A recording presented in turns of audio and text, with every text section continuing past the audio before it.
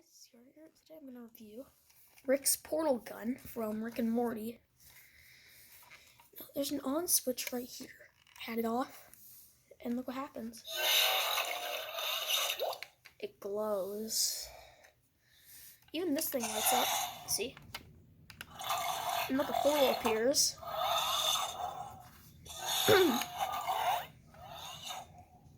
And look, there's a little handle you can grab, and in order to activate it, you just press this button.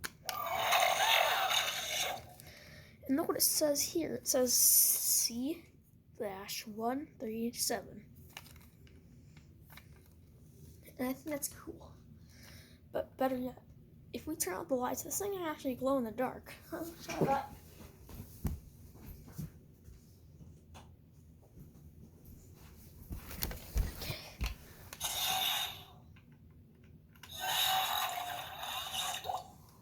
It worked.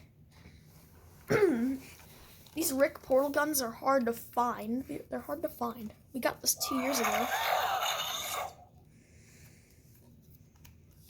Okay. That's Rick's portal gun. Check out the Kubrick GTA 5 figures I reviewed and the Pawtucket Patriot Island. That's it. See you later.